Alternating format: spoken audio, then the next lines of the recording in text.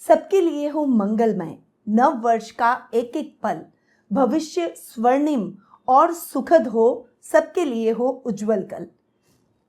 आप सभी को नव वर्ष की हार्दिक शुभकामनाएं। मैं निधि शिमाली आपके अपने इस YouTube चैनल में आप सभी का स्वागत करती हूं। आज मैं आपके सामने लेकर आई हूं वर्ष 2023 का कर्क राशि वालों का वार्षिक राशिफल। सबसे पहले तो कर्क राशि के स्वामी होते हैं चंद्रमा, और चंद्रमा जिसके राशि स्वामी है वो व्यक्ति बहुत आकर्षक व्यक्तित्व का धनी होता है, बहुत दयालु स्वभाव का होता है, दूसरों की सहायता करने के लिए तत्पर रहता है, बहुत शौकीन मिजाज होता है, फुल ऑफ लाइफ जिसे कह सकते हैं कि यानी जीवन जीना उस व्यक्ति को आता है। अपने जीवन का प्रत्येक क्षण का वो आनंद उठाना चाहता है, महफिल की जान होता है, और कई कलाओं में निपुण भी ऐसे लोग जाने जाते हैं। कोई भी बड़ा नेता या अभिनेता या कोई भी बड़ा कलाकार हो तो उसका चंद्रमा निश्चित रूप से बहुत ही अच्छी पोजीशन में कुंडली में बैठा होगा, तो वो व्यक्ति बहुत अच्छी कला से परिपूर्ण होगा। अब चंद्रमा वृषभ राशि में उच्च के और वृश्चिक राशि में नीच के प्रभाव दिखाते हैं। चंद्रमा कर्क राशि के स्वामी ग्रह हैं और चंद्रमा हर 2.5 दिन में अपनी चाल बदलते हैं, यानी चंद्रमा बहुत तेजी से गति के साथ में आगे बढ़ते हैं। जो हम डेली राशिफल देते हैं आपको, साप्ताहिक, मासिक, ये सभी चंद्र गणनाओं पर ही आधारित होते हैं। वैसे भी मैं आपको हमेशा बताती हूँ कि मेरा राशिफल चंद्र गणनाओं पर आधारित है और आपकी राशि और लग्न दोनों के हिसाब से समान रूप से प्रभावशाली है। इस वर्ष के प्रारंभ में ही 17 जनवरी को शनि राशि परिवर्तन करेंगे और उसके साथ कर्क राशि वालों को शनि की ढैया लग जाएगी। कर्क के साथ में वृश्चिक राशि भी शनि की ढैया का शिकार होंगे और वहीं मकर, कुंभ और मीन राशि वालों को शनि की 7.5 लगेगी। अब सीधा आ जाते हैं 17 जनवरी की कुंडली पर, क्योंकि 3 बड़े ग्रह जो हमारे जीवन को बहुत अधिक प्रभावित करते हैं, जिनका प्रभाव हमारे जीवन पर बहुत अधिक और गहरा देखने को मिलता है, क्योंकि वे कुंडली में सबसे धीमी गति से चाल चलते हैं। वे हैं शनि, राहु और गुरु। राहु करीबन 18 माह, गुरु करीबन 1 वर्ष और शनि करीबन 2.5 साल एक ही भाव में विराजमान होते हैं, एक ही स्थान में विराजमान होते हैं। 17 जनवरी को साल का सबसे बड़ा राशि परिवर्तन कहूँ तो अतिशयोक्ति नहीं होगी, क्योंकि सबसे धीमी चाल में शनि चलते हैं और सबसे लंबे समय तक एक राशि में रहते हैं। तो 17 जनवरी को शनि राशि परिवर्तन कर रहे हैं। वर्तमान में शनि वक्री हुए मकर राशि, जो कि उनकी खुद की राशि है, उसमें विराजमान है। और अगर कर्क राशि की बात करूं तो वे आपके 7वें भाव में जाकर विराजमान हो रहे हैं, वक्री अवस्था में बैठे हैं। और 17 जनवरी को शनि मकर से कुंभ राशि, जो कि उनकी मूल त्रिकोण की राशि है, उसमें प्रवेश करेंगे और आपके 8वें भाव में जाकर स्वग्रही होकर विराजमान होंगे। वैसे भी 8वें भाव का कारक ग्रह शनि माना जाता है और अपने ही घर में शनि स्वग्रही होकर बैठ रहे हैं। बहुत बढ़िया स्थिति 8वें भाव के हिसाब से आप सभी को देखने को मिलेगी। ये वर्ष का प्रारंभ भी आपके लिए बहुत अच्छा है। जो लाइफ मिसमैनेज से गुजर रही थी, यानी काम छोटे छोटे बिगड़ रहे थे, कामों में छोटी छोटी अटकाव की स्थितियां आपको परेशान कर रही थी, कई बार आप अपने कामों को मैनेज नहीं कर पा रहे थे, तो अब बहुत सही ढंग से, व्यवस्थित ढंग से आप अपने कार्यों को कर पाएंगे। इस समय आपकी यात्राएं अधिक संपन्न होगी, परंतु वो यात्राएं आपके लिए सुखद और मंगलमय रहेगी। अचानक धन लाभ के योग भी इस वर्ष आपको भरपूर देखने को मिलेंगे।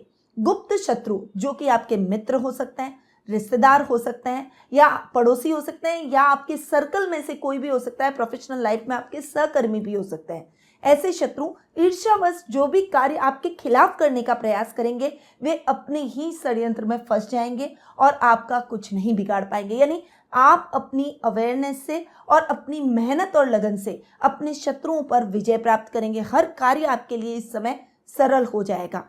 खुद खड़े रहकर जितना आप अपने कार्यों को करेंगे, जितनी मेहनत करेंगे, शनि उतने ही अच्छे परिणाम आपको देते हुए दिखाई देंगे। अब शनि चूंकि सप्तमेश भी है, अपने से एक घर आगे जाकर बैठ रहे हैं, तो 7वें भाव के हिसाब से भी बहुत अच्छा साल ये आपको देखने को मिलेगा।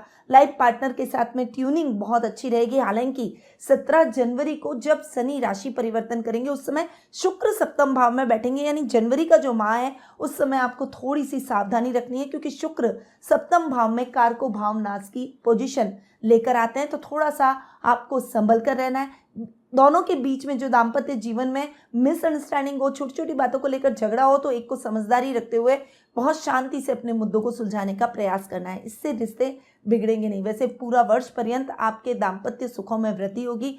अगर आप किराने से संबंधित कोई व्यवसाय करते हैं या व्यापार करते हैं, आपकी कोई दुकान है, मेगा मार्ट है, या फिर आप एग्रीकल्चर से जुड़े हुए हैं यानी खेती बाड़ी का काम करते हैं, सब्जियों को उगाने का यानी सब्जी फल फ्रूट से संबंधित काम करते हैं, तो शनि आपके लिए बहुत अच्छी और लाभदायक परिस्थितियां इस वर्ष लेकर आएंगे। अब शनि की दृष्टियों की भी बात करनी आवश्यक है, क्योंकि शनि की दृष्टियां अच्छी नहीं मानी जाती है। अब तक शनि की वक्र दृष्टि आपके भाग्य स्थान पर पड़ रही थी।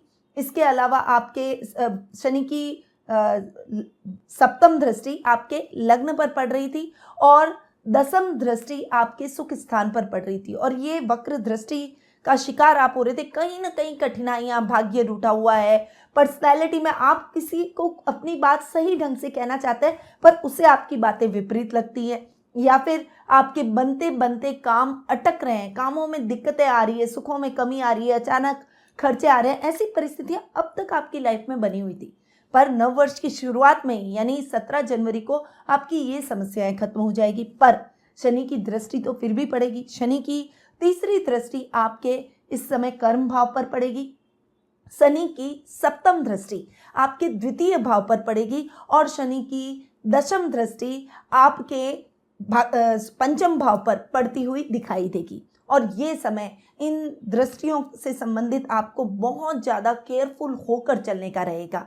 देखिए, तीसरी दृष्टि दसम भाव के साथ साथ राहु पर भी पड़ रही है, तो इस साल 30 अक्टूबर तक, जब तक राहु चेंज नहीं होता है, तब तक शनि की दृष्टि का शिकार राहु होते रहेंगे। और इससे भ्रम की स्थितियाँ, कन्फ्यूजन की स्थितियाँ, काम में डिसीजन गलत ले लेना, एक अनायास डर, मतलब आप काम कर रहे हैं पर एक कॉन्फिडेंस नहीं है अंदर, आपको एक भय है कि आप वो काम पूरा कर पाएंगे या नहीं, आपका टारगेट पूरा होगा या नहीं, आपके बॉस ने जो आपको काम दिया है वो सही समय पर पूरा होगा या नहीं, ये हर समय आपके दिमाग में चलता रहेगा। और जब हम टेंशन में कोई भी काम करते हैं तो उस काम में कुछ न कुछ गड़बड़ी जरूर होती है। इसीलिए अपने आत्मविश्वास को बनाए रखना है, बिल्कुल भी आपको नर्वस नहीं होना है और अपने काम को एक मैनेज करके छोटे छोटे टुकड़ों में बांट कर काम करें। एक काम को कंप्लीट करें, उसके बाद दूसरे काम पर आगे बढ़ें। तो चाहे वो नौकरी हो, चाहे आपका व्यवसाय हो, किसी भी प्रकार की समस्या आपको नहीं देखने को मिलेगी। शनि की सप्तम दृष्टि आपके द्वितीय स्थान पर पड़ रही है, जो कि कुटुंब से संबंधों को थोड़ा सा बिगाड़ सकती है। यानी किसी रिश्तेदार से अगर आपके मनमुटाव हैं तो थोड़ा सा आपको संभल कर रहने की आवश्यकता है। आपकी बातें वो और ज़्यादा अदरवाइज लेंगे और इससे रिश्ते और अधिक बिगड़ सकते हैं और कुटुंब में भी बदनामी होने की संभावना है।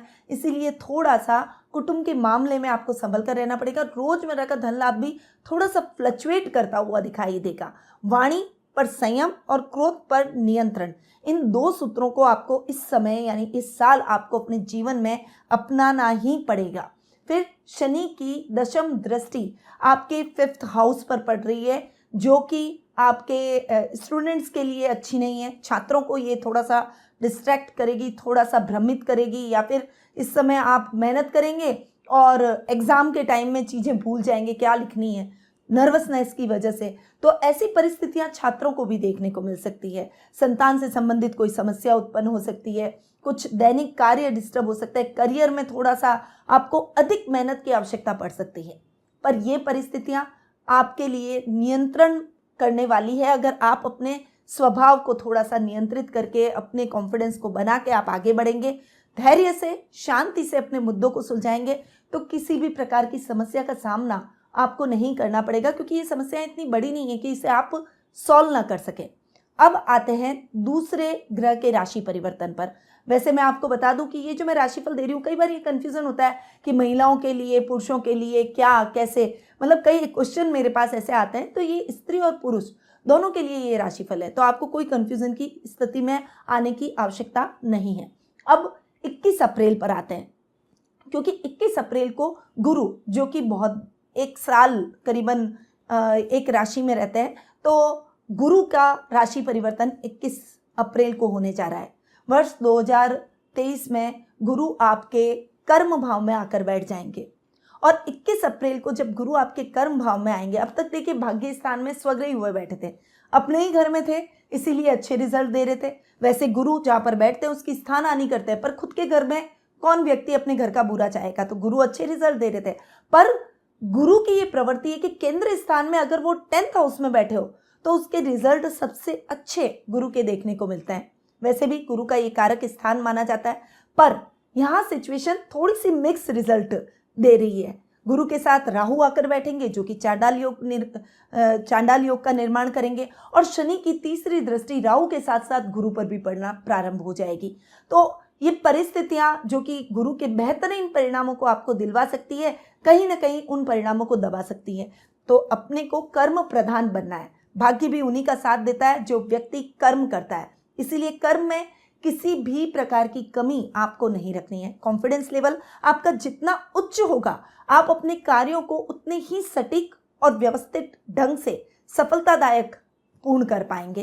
तो आपको कॉन्फिडेंस के साथ आगे बढ़ना है। वैसे मैनेजमेंट के फील्ड से जुड़े हुए लोगों को इस समय फायदा होगा, पर पिता के स्वास्थ्य को लेकर कुछ समस्याएं उत्पन्न हो सकती है, क्योंकि ये जो चांडाल योग बन रहा है ये पिता के स्वास्थ्य पर बुरा असर डाल सकता है। तो अपने पिता के हेल्थ का विशेष रूप से आपको इस वर्ष ध्यान रखना पड़ेगा।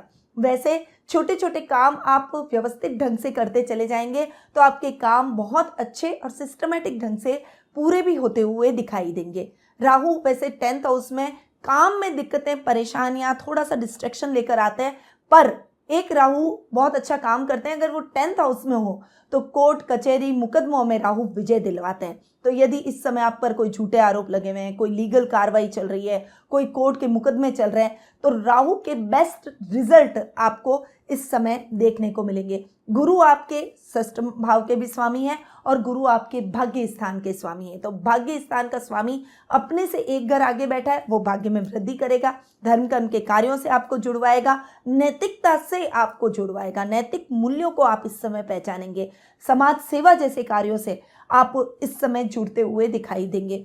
वहीं इस समय थोड़ा सा आपको अपने स्वास्थ्य का भी ध्यान रखना पड़ेगा, क्योंकि थोड़ा सा वजन बढ़ सकता है, वेट बढ़े नहीं, इस बात का विशेष रूप से ध्यान रखें। बाकी गुरु चूंकि आपके रोग भाव के स्वामी हैं, अपने से पंचम जाकर बैठे हैं, तो स्वास्थ्य संबंधी कोई दूसरी समस्या है, जैसे सर्दी जुकाम हो गया, पेट से संबंधित प्रॉब्लम हो गई, थायराइड हो गया, बीपी शुगर जैसी प्रॉब्लम हो गई, तो इन प्रॉब्लम्स में आपको बहुत अच्छा रिलीफ मिलेगा।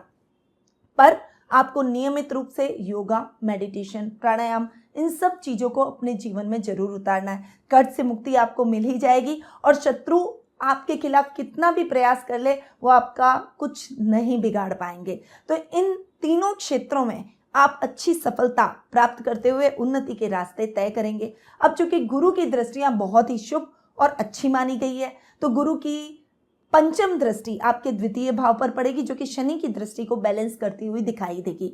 इस समय कुटुंब में मतभेद, टकरार, रिश्तेदारों से थोड़ी सी ट्यूनिंग बिगड़ सकती है, परंतु आप जल्दी ही समय की परिस्थिति को भांप लेंगे और अपनी परिस्थितियों पर नियंत्रण प्राप्त कर लेंगे, यानी समस्याओं को बढ़ने नहीं देंगे।